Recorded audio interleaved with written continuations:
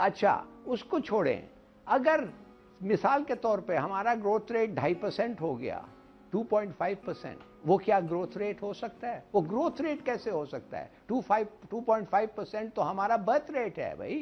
تو اگر اکانومی 2.4 اور 5% گرو کریں تو برتھ ریٹ 2.4 اور 5% ہو تو دیر از نو گروتھ. تو اس لیے میں کہہ رہا ہوں کہ یہ جو لوگ باتیں کر رہے ہیں وی شیپ ریکوری, بھائی وی کیسے ہو سکتا ہے؟ You are bumping along at the bottom, right at the bottom, ایسے ایسے جا رہے ہیں. وی کدھر جا رہا ہے آپ کا؟ ہے ہی نہیں وی کوئی. تو آپ کو لگتا ہے ہمیں خوب نقصان ہوا ہے کورونا سے, یا آلریڈی آپ کو لگتا ہے کہ جتنا ڈیمیج ہو سکتا تھا اتنا اس سے ہمیں کم نقصان ہوا ہے؟ کافی نقصان ہوا ہے. ہمیں بہت ڈیمیج ہوا ہے. ہم بس ایک چیز شکر کریں کہ ہم اکنامک کولیپس اوائڈ کر گئے اب تک. اگر سیکنڈ ویو آیا کچھ نہیں پتا. دوسری بات سٹارویشن, بھوک سے مرنا, وہ اب تک کچھ خاص سائنز نہیں ہے. افسوس سے کہنا پڑ رہا ہے کہ پھر بھی سندھ سے ابھی رپورٹس آ رہے ہیں کہ لوگ اپنے بچوں کو لے کے پھر رہے ہیں. وہ کہہ رہے ہیں کہ ہم ان کو بیچنا چاہتے ہیں, ان کو آپ رکھیں. تو کہنے کی بات صرف یہ ہے کہ بہت ساری چیزیں ہیں which are uncertain at the moment, اور ہمیں بڑا کیئرفلی چلنا پڑے گا. میں ابھی آتی ہوں دوبارہ آپ کی طرف الہی صاحب, اور آپ سے سجیشنز بھی لیتے ہیں کہ ہم کیسے اس کو ریکور کر سکتے ہیں. لیکن پہلے تو مجھے یہ جائزہ لینا ہے کہ ہمارا نقصان کتنا ہوا ہے, اس کے بعد ہی ہم کوئی پلاننگ کر سکتے ہیں کہ ہماری ریکوری کیسے ہوگی. عمران صاحب, تو یہ آپ سمجھتے ہیں کہ انہوں نے اس میں دانش مندی کا فیصلہ کیا؟ بسم اللہ الرحمن الرحیم. اکانومی جب مسلم لیگ نون کی حکومت تھی, ان کے آنے سے پہلے تو جو معاشی اشارے تھے وہ 5.6% گروتھ آپ کی دکھا رہے تھے, اور ان 2 سالوں میں جو بٹا بیٹھا تو آپ تو منفی میں چلے گئے.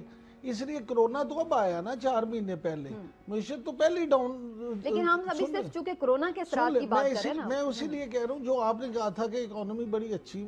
اکانومی نہیں, میں نے یہ کہیں یہ نہیں کہا کہ اکانومی بڑی اچھی, میں نے صرف یہ کہا ہے کہ اگر ہمیں اتنا نقصان ہو سکتا ہے تو ہمیں اتنا ہوا ہے کرونا سے. یہ جو معاملہ ہے دوسری ویو کا, اس میں سب سے زیادہ خطرہ جو میں سمجھتا ہوں وہ یہ ہے کہ اگر ہم نے ایس او پیز نہ اپنائے, خاص طور پہ جو 2 ایونٹ آ رہے ہیں, ایک ہماری عید آ رہی ہے, یہ جو منڈیاں لگیں گی مویشی منڈیاں, اس پہ اگر ہم نے نہ کیا. دوسرا محرم میں جو مجالس ہوتی ہیں, جو جلوس نکلتے ہیں, اس میں بھی اگر ایس او پیز پہ عمل نہ کیا گیا تو پھر مجھے خطرہ ہے کہ یہ دونوں ایسی چیزیں ہیں اور اس کا خطرہ آپ کا بالکل بجا ہے. اس کی وجہ ہے کہ جو ہم ابھی فوٹیج بھی اور تصویریں بھی چلا رہے ہیں مویشی منڈی جو اب تک لگ چکی ہیں, اس میں ہے کہ کوئی خاص ایس او پیز فالو نہیں ہو رہے. لیکن ہلالی صاحب, میں آپ کی طرف یہ سوال لے کے آنا چاہوں گی. یہ سمارٹ لاک ڈاؤن جو ہے, یہ کیا سمارٹ کیا ہے؟ پنجاب کے 7 شہروں میں لاک ڈاؤن ہے اور وہ کہتے ہیں یہ سمارٹ لاک ڈاؤن ہے, یہ ٹارگیٹڈ لاک ڈاؤن ہے. کیا مطلب؟ یہ دیکھیے, یہ سب کھیل رہے ہیں ہمارے ساتھ, یہ اسٹیٹسٹکس بھی کھیل رہے ہیں. آپ کہہ رہے ہیں کوئی فرق نہیں پڑتا کتنے کو ٹیسٹ کرو, بالکل فرق پڑتا ہے. جتنے کم ٹیسٹ کرو گے اتنا کم پازیٹیو نکلے گا, اتنا کم انکریجمنٹ ملے گا گورنمنٹ کو, اتنا گورنمنٹ جا کے کہہ سکتی ہے کہ بھئی ہم بڑا زبردست ہمارا پالیسی ہے. کرونا نہیں بھرتی نا, وہ تو لوگ اپنی مرضی سے ہی آئیں گے. ہاسپٹلز میں جگہ خالی ہو گئی ہے. ہاسپٹلز کی بات کر رہے ہیں, کس ہاسپٹل؟ میں آپ کو بتا رہا ہوں, اگر آپ دیکھیے ارے یار, یہ سٹیٹسٹکس عمران خان کو کون دیتا ہے؟ ہسپتال دیتے ہیں. ہسپتال کو کون دیتا ہے؟ وہ خود بنا کے دیتے ہیں. I don't believe statistics in Pakistan. I'm very sorry. WHO کے سٹیٹسٹکس جو آئے تھے وہ بالکل مختلف تھے. انہوں نے تو وارننگ دے دی تھی پاکستان کو. اس وقت جب ہم کہہ رہے تھے سب چیز ہنکی ڈوری ہے, انہوں نے وارننگ دے دی تھی. I'm sorry. اگر آپ سیدھی بات کرنا چاہتے ہیں تو کریں.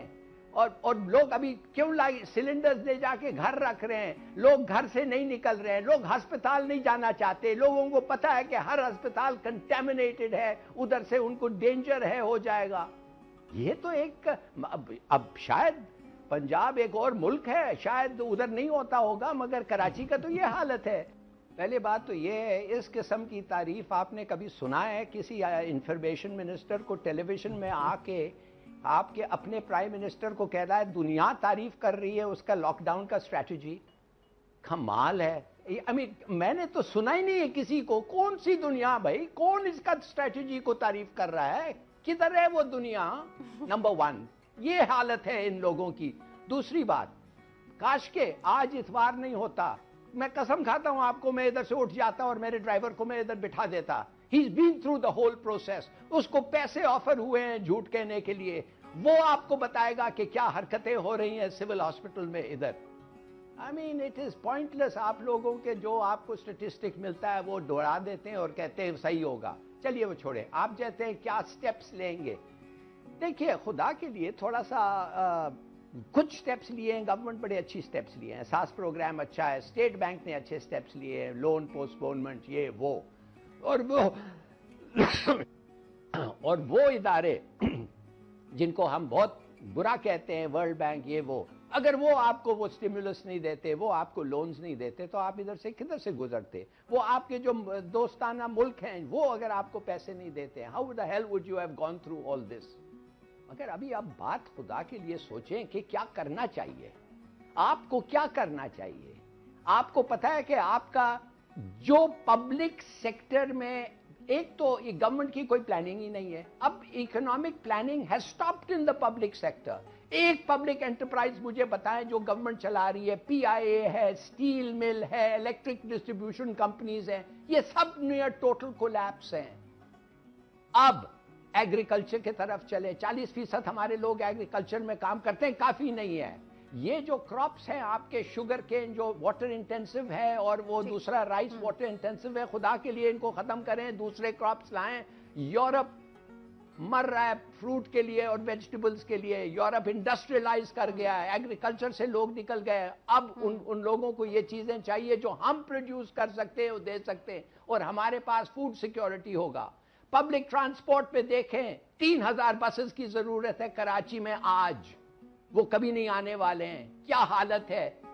آٹوموبائل انڈسٹری دیکھیں, آج تک ڈیلیشن کوئی کہتا ہے 25% ہے صرف, مانے کہ صرف 25% پارٹس ہم بناتے ہیں, اور ہم کبھی پھر کمپیٹیٹو نہیں ہو سکتے ان کے ساتھ. سٹیل میں, آپ سٹیل مل میں جائیں, آپ کبھی کمپیٹیٹو نہیں ہو سکتے. آپ 3 سے 5 ملین ٹن پروڈیوس کریں گے, انڈیا 8 ملین ٹن کرتا ہے, چائنا 800 ملین ٹن کرتا ہے. کدھر آپ جا کے کمپیٹیٹو ہو سکتے ہیں. You've lost the race.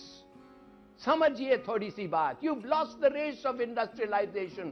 جاؤ واپس ایگریکلچر میں, ڈیولپ دیٹ.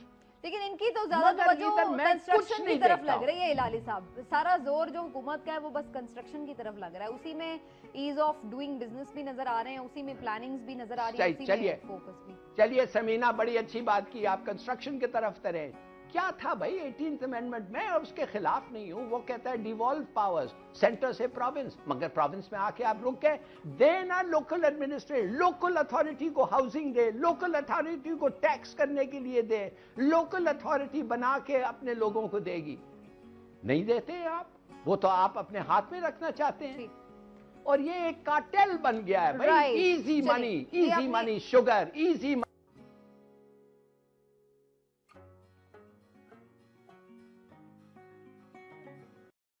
تو دوستو دیکھا ہی آپ نے پاکستانی میڈیا میں کس طریقے سے ڈسکشن ہو رہا تھا, پاکستان کس کنڈیشن پہ چلا گیا, کہاں پہ چلا گیا, کیا کنڈیشن ہو گئی ہے ان کی.